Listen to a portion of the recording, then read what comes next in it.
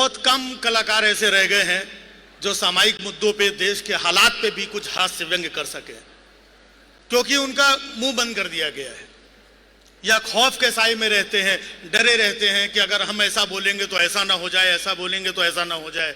18 घंटे सिर्फ ये प्लानिंग करने वाले कि कल कहां तोड़ फोड़ की जाए, किसका निपटाया जाए। 18 घंटे जो काम करते हैं उसमें से 9 घंटे वो ये प्लान करते हैं कि कल कौन सा झूठ बोलना है, और 9 घंटे वो बाकी का झूठ बोलने में जाता है। कहते हैं कि हमें तो सरसों के तेल ने लूटा, हमें तो सरसों के तेल ने लूटा, पेट्रोल में कहां दम था। हमें तो सरसों के तेल ने लूटा, पेट्रोल में कहां दम था, और मेरा पकोड़ा भी कढ़ाई में नहीं डूबा क्योंकि उसमें भी तेल कम था। अक्सर मैं टीवी देखा करता हूं, सब लोग बैठे हुए हैं, मीडिया ने इतना जो झूठ, फरेब, चिल्लम चाली, इतना नफरत का माहौल बना रखा है। सबसे ज्यादा दिक्कत तो इस मीडिया से ही है। सबसे बड़ी बहस हमारे साथ में ये मौजूद, ये मौजूद, ये मौजूद। आप ये बताइए कि ये जो आजकल नेताओं की बदजुबानी बढ़ती जा रही है, देखिए मेरा ये नहीं कहना नहीं, आप बताइए। नहीं देखिए मैं बताना बताने नहीं, सुनाइए आप। नहीं ये जो नेताओं की बदजुबानी बढ़ रही है, नहीं वो तो मुझे पता है, आप अपनी बात बताइए, बताइए आप। देखिए मैं नहीं, आप बताइए। देखिए मैं नहीं, आप बैठिए, आपका टाइम खत्म हो गया, दूसरों के बीच में मत बोलिए, बैठिए। उसने बेचारे ने कुछ बोले ही नहीं, उसका टाइम भी खत्म हो गया।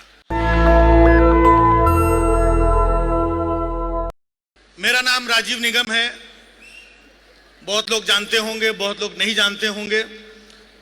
मैं मुंबई से हूं और एक स्टैंड अप कॉमेडियन हूं, हास्य कलाकार हूं, बहुत सारे टीवी शोज किए हैं।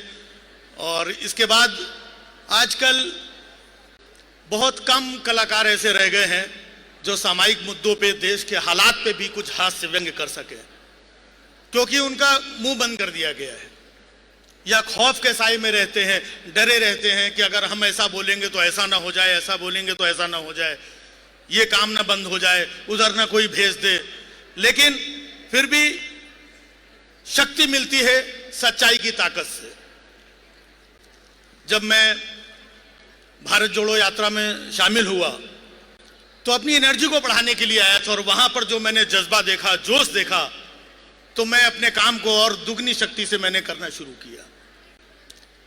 हंसी मजाक के माध्यम से मैं अपनी बात रखता हूं। हमारे आदरणीय फेकम फाक, झूठों के सरताज, 18 घंटे सिर्फ ये प्लानिंग करने वाले कि कल कहां तोड़ फोड़ की जाए, किसका निपटाया जाए। 18 घंटे जो काम करते हैं उसमें से 9 घंटे वो ये प्लान करते हैं कि कल कौन सा झूठ बोलना है, और 9 घंटे वो बाकी का झूठ बोलने में जाता है।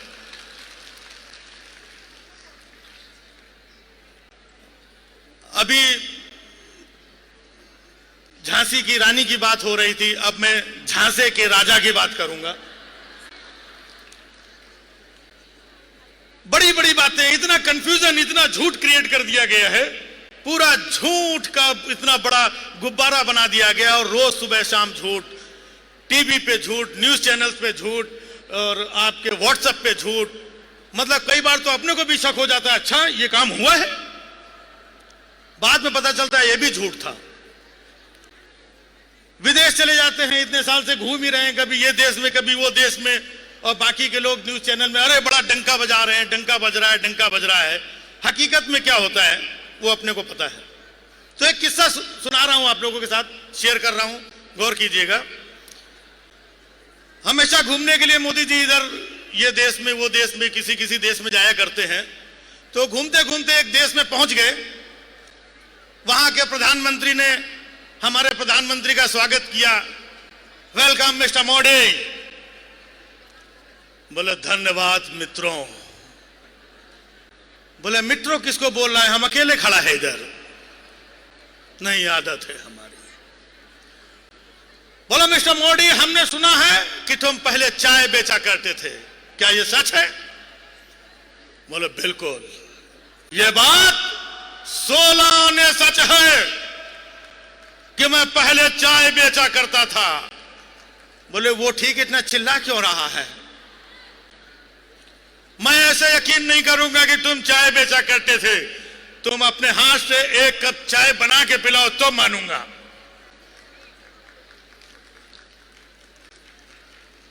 अभी ताली बजाने के लिए अगली लाइन आएगी कि तुम अपने हाथ से एक कप चाय बना के पिलाओ तो मैं मानूंगा। मोदी जी अंदर गए, चाय बना करके ले आए और उनको चाय दिया। जैसे उन्होंने चाय पिया, पूरी चाय उनके मुंह से बाहर निकल गई। बोले ऐसी घटिया चाय, चाय में इतनी मिर्ची, इतनी धनिया, इतना गरम मसाला, यह चाय में कौन डालता है? तुम झूठ बोलता है कि तुम चाय बेचा करता था। बोले नहीं भाइयों बहनों, मैं कभी झूठ नहीं बोलता। मैंने कहा था कि मैं चाय बेचा करता था, बनाया नहीं करता था।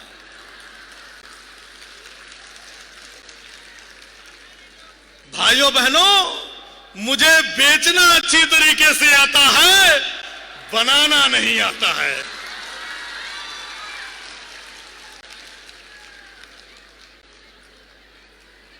बड़ी बड़ी बातें होती हैं। आज जो हालात हैं, आज के हालात को फेस करो, इसकी बात करो। या तो पीछे चले जाएंगे 70 साल या 35 साल आगे चले जाएंगे कि 47 में ये होगा, 50 में ये होगा, 35 में ये होगा, 70 साल पहले ये नहीं हुआ था। तो ये इस तरीके की बातें होती हैं। अभी आपने देखा लाल किले से उन्होंने बोला कि अगले साल मैं फिर आऊंगा, झंडा फहराऊंगा। लेकिन आपने एक वीडियो देखा होगा कि इस साल ही वो झंडा नहीं फहरा पाए।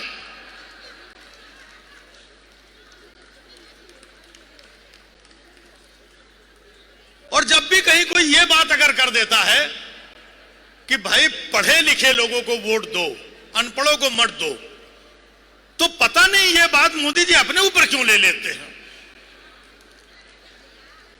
अभी कल आपको पता होगा अन अकेडमी के एक टीचर थे जिन्होंने ये बात कह दी, उनकी नौकरी चली गई।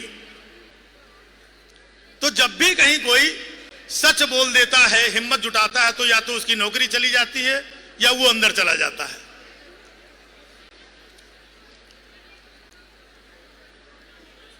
हम लोग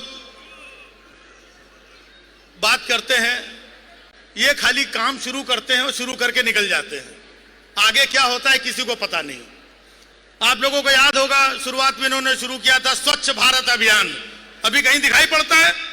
किसी की जबान से सुनाई पड़ता है? बोला और निकल गए। अच्छा, स्वच्छ भारत अभियान में देखिए, उसका लोगो आप लोगों ने देखा होगा, गांधी जी का चश्मा, याद है? गांधी जी का चश्मा बना हुआ है। तो गांधी जी का चश्मा, स्वच्छ भारत अभियान देखिए, चश्मा गांधी जी का, झाड़ू किसी और की, कचरा किसी और का फैलाया हुआ, और अभियान ये चला रहे हैं। मैंने पूछा इसमें आपका क्या है? बोले झाड़ू के पीछे जो एक छोटा डंडा लगा है वो मेरा है। मुझे तो एक बार गांधी जी मिल गए बिना चश्मे के, क्योंकि चश्मा उनका स्वच्छ भारत अभियान लोगों में लग गया। बिना चश्मे के गांधी जी मिल गए। मैंने पूछा गांधी जी आपका चश्मा कहां है?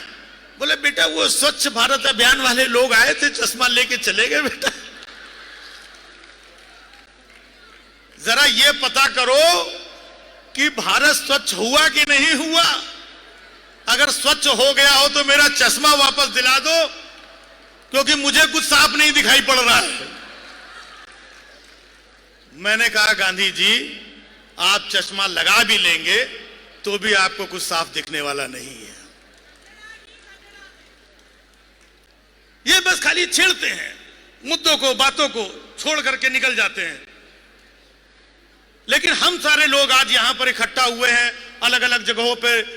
ये जो भारत जोड़ो यात्रा से सिलसिला शुरू हुआ, तो मैं एक ही बात कहता हूं कि बनना है तो फूलों की तरह मत बनो, बनना है तो फूलों की तरह मत बनो, फूल खिलेगा बिखर जाएगा। एक फूल बिखरने की तैयारी में है कि नहीं है? बनना है तो फूलों की तरह मत बनो, फूल खिलेगा बिखर जाएगा। बनना है तो चट्टानों की तरह बनो, पत्थरों की तरह बनो, जिस दिन तराशे जाओगे भगवान बना दिए जाओगे। संघर्ष करना पड़ता है और संघर्ष करने के बाद ही सफलता मिलती है। ठीक है, बीच बीच में बाधाएं आती हैं। आज पूरे देश में देखिए, महंगाई से पूरा देश परेशान है। कहते हैं कि हमें तो सरसों के तेल ने लूटा, हमें तो सरसों के तेल ने लूटा, पेट्रोल में कहां दम था। हमें तो सरसों के तेल ने लूटा, पेट्रोल में कहां दम था। और मेरा पकोड़ा भी कढ़ाई में नहीं डूबा, क्योंकि उसमें भी तेल कम था।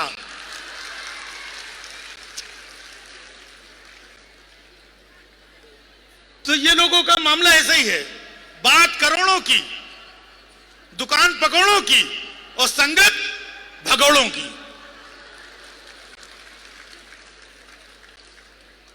हमारे हिंदुस्तान में अक्सर आप लोगों ने देखा होगा, जब कोई आदमी काम करता है, थोड़े से पैसे कमाता है, तो उसके दिल में एक इच्छा होती है कि वो वैष्णो देवी जाकर के आए। जैसे भी थोड़े पैसे आते हैं वो वैष्णो देवी जाकर के आता है। जिसके पास थोड़ा सा ज्यादा पैसा होता है वो गोवा जाकर के आता है। जिसके पास उससे ज्यादा पैसा आता है वो बैंकॉक जाके आता है। और जिसके पास उससे ज्यादा पैसा होता है वो लंदन जाके आता नहीं है। निकल लो वहीं से, ये माहौल बनाया जाता है। बाकी हमारे, अक्सर मैं टीवी देखा करता हूं, सब लोग बैठे हुए हैं, मीडिया ने इतना जो झूठ, फरेब, चिल्लम चाली, इतना नफरत का माहौल बना रखा है। सबसे ज्यादा दिक्कत तो इस मीडिया से ही है। क्या क्या बोलते हैं ये लोग, कब क्या बोलते हैं कुछ समझ में नहीं आता। 24 घंटे के चैनल है, कुछ ना कुछ बोलते रहते हैं, झूठ फैलाते रहते हैं। और शाम के टाइम देखिए, टीवी चैनल शाम को देखें तो एंकर्स भी जो आजकल के हैं वो एंकर लगते ही नहीं है। दौर में फर्क देखिए, एक दौर था कितने शालीन एंकर हुआ करते थे। शाम को 8 बजे आप टीवी खोलते थे और एंकर बड़ी शालीनता से आकर के कहता था, नमस्कार, शाम के 8 बज चुके हैं, पेश है इस वक्त की खास खबरें। आज हमारे प्रधानमंत्री 3 दिवसीय विदेश यात्रा के लिए विदेश रवाना हुए। अब पेश है मौसम के समाचार। इतनी शालीनता से बोलते थे। आज अगर शाम को आप धीमे से अगर रिमोट कंट्रोल जैसे आपने ऑन किया, जोरदार आवाज, नमस्कार। कौन आ गया भाई? आप देख रहे हैं हिंदुस्तान का नंबर 1 चैनल। आप जिस चैनल पे जाओ वही नंबर 1 नजर आता है।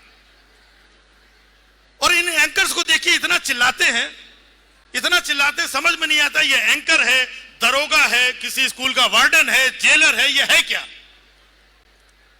और कई बार आप लोग तो सर संजय जी, आप लोग जाते रहते हैं डिबेट में, उकसाते हैं, आपस में झगड़ा कराने की कोशिश करते हैं कि कैसे भी करके, और छोटे छोटे मुद्दों पे। नमस्कार, आज का सबसे बड़ा मुद्दा है कि जिस तरीके से देश में नेताओं की बदजुबानी बढ़ती जा रही है, इसी में आज होगी सबसे बड़ी बहस। सबसे बड़ी बहस।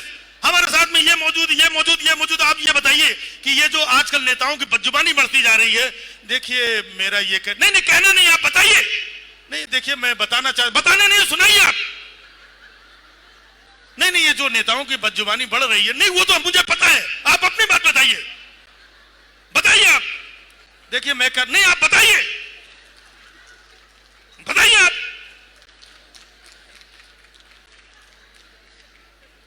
देखिए मैं नहीं, आप बैठिए, आपका टाइम खत्म हो गया, दूसरों के बीच में मत बोलिए, बैठिए। उसने बेचारे ने कुछ बोले ही नहीं, उसका टाइम भी खत्म हो गया, बैठिए आप। आप ये बताइए, देखिए लड़ाता है कैसे है। आप ये बताइए कि नेताओं की जो बदजुबानी बढ़ती जा रही, इनका कहना है कि आपकी पार्टी के लोग करते हैं, इनका कहना है। वो बोलते भाई मैंने कब कहा? नहीं, आप बैठिए, दूसरों के बीच में मत बोलिए, बैठिए, आप बैठिए, आप बैठिए। हाँ आप बताइए, कहां चला गया? इधर आओ, इधर इधर आओ, इधर आओ। और आधे घंटे तक इनका यह कहना है, उनका यह कहना है, तो लेते हैं अब छोटा सा ब्रेक। 1 घंटा निकल जाएगा, आपको कुछ पता नहीं चलेगा कौन सी बहस हुई, क्या हुआ, क्या नतीजा निकला, खत्म। तो मुझे तो यह लगता है कई बार ये न्यूज चैनल का अगर आलम ऐसे ही रहा तो आने वाले टाइम पे देखिए, ये ब्रेकिंग न्यूज, इनके पास खबर भी नहीं होती है। एक लाइन की खबर को 1 घंटे का प्रोग्राम बना देते हैं सर, वही बात को रिपीट करते करते। तो मुझे लग रहा है कि आने वाले टाइम में किसी गली में कुत्ता भी मर गया ना तो ये लोग ब्रेकिंग न्यूज बना देंगे। और देखिए, एक लाइन की खबर को 1 घंटे का प्रोग्राम बनाते कैसे हैं आप देखेंगे तो आपको मालूम पड़ेगा कैसे बनता है। 1 लाइन की खबर, नमस्कार, अभी अभी पता चला है कि हरियाणा के हिसार जिले में एक गली में एक कुत्ते की मौत हो गई है। आइए ताजा जानकारी के लिए आपको ले चलते उसी गली में जहां पर पहले से मौजूद है हमारे संवाददाता मनीष। आज तक मुझे ये नहीं समझ में आया कि हर जगह पहले से कैसे मौजूद रहते हैं। मतलब डाउट होता है कि हरकत भी ये लोग करते हैं, बाद में कैमरा खोल के खड़े हो जाते हैं। नमस्कार, अभी अभी पता चला कि हरियाणा के हिसार जिले में गली में एक कुत्ते की मौत हो गई है। आइए ताजा जानकारी आपको ले चलते उसी गली में जहां पर पहले से मौजूद हमारे संवाददाता मनीष। अब देखिए, 1 लाइन की खबर रिपीट कर करके कितना खींचते हैं। हाँ ये बताइए मनीष, ये जो कुत्ता मरा है, ये जो कुत्ता एक्सपायर हुआ है, जो कुत्ते की मौत हुई है, जो कुत्ता मर चुका है, जो कुत्ता इस दुनिया में नहीं रहा है, जो कुत्ता हमेशा के लिए फना हो चुका है, जो कुत्ता हमें छोड़ के जा चुका है, इस कुत्ते की मौत को लेकर तुम्हारे पास क्या ताजा जानकारी है? और मनीष भी वहां खड़ा रहता है ऐसे। ये फिर से रिपीट करता, मनीष ये बताइए, जो कुत्ता मरा है, जो कुत्ता एक्सपायर, जो कुत्ते की मौत हुई, जो कुत्ता मर चुका है, जो कुत्ता इस दुनिया में नहीं रहा है, जो कुत्ता हमें छोड़ के जा चुका है, इस कुत्ते की मौत को लेकर तुम्हारे पास क्या ताजा? लगता है मेरी आवाज उन तक नहीं जा रही है मनीष। हाँ मनीष, क्या आप मुझे सुन सकते हैं? सुन सकते हैं मुझे? 10 मिनट हो गया, अभी तक खबर शुरू नहीं हुई। फिर मनीष वहां से रिपोर्टिंग करता है।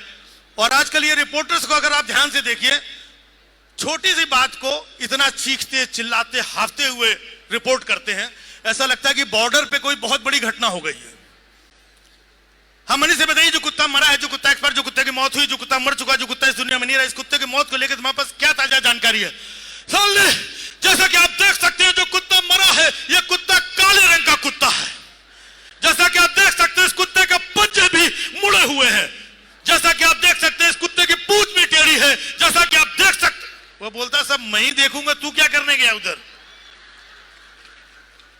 जैसा कि आप देख सकते हैं, जो कुत्ता मरा है, इस कुत्ते के शरीर में कोई चोट का निशान भी नजर नहीं आ रहा है। इससे मुझे लगता है कुत्ते ने सुसाइड किया है।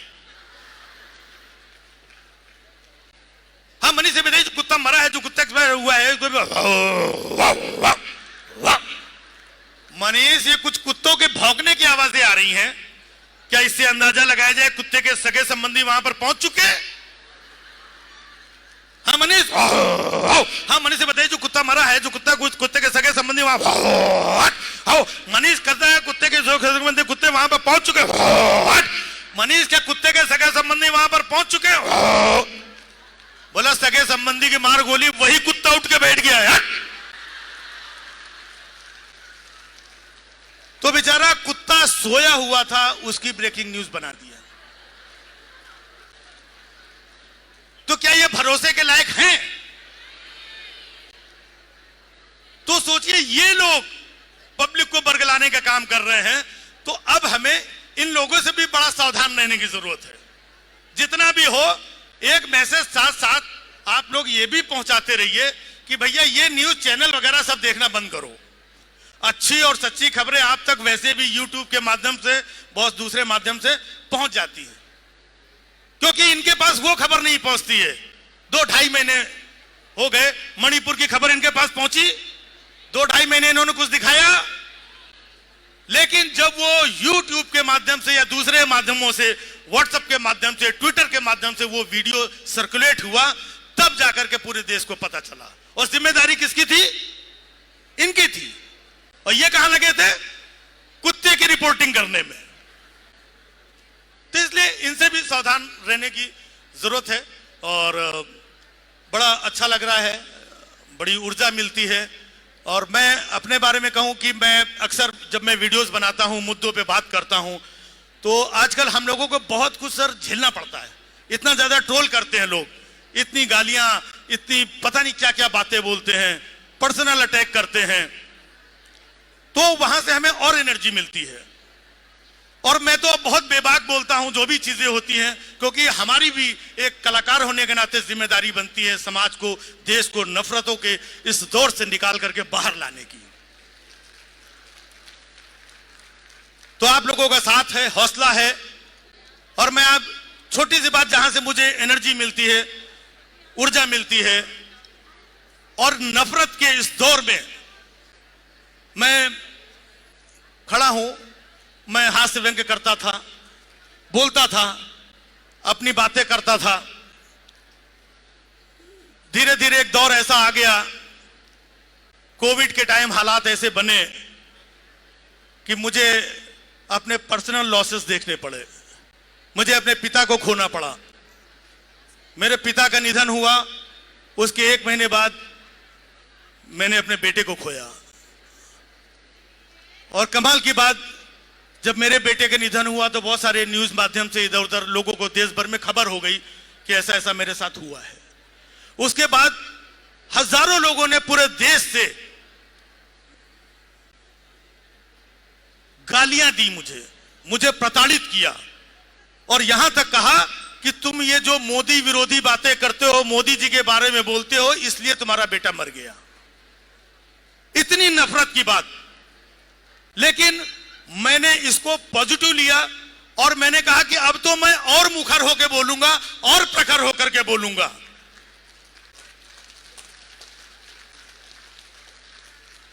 क्योंकि देश के जो तमाम बच्चे हैं, तमाम बेटे हैं, वो भी मेरे बेटे हैं। मुझे अब उनके लिए जीना है, उनके लिए खड़े होना है, अपने देश के लिए खड़ा होना है। तो बस मैं आप लोगों से बस यही दुआ चाहूंगा, आशीर्वाद चाहूंगा कि ये शक्ति, ये एनर्जी हमारी बनी रहे, आप लोगों को हौसला बना रहे। दिन ज्यादा दूर नहीं है, नया सूरज निकलेगा, परिवर्तन होगा और देश खुशहाली की तरफ बढ़ेगा। नफरत हारेगी और मोहब्बत।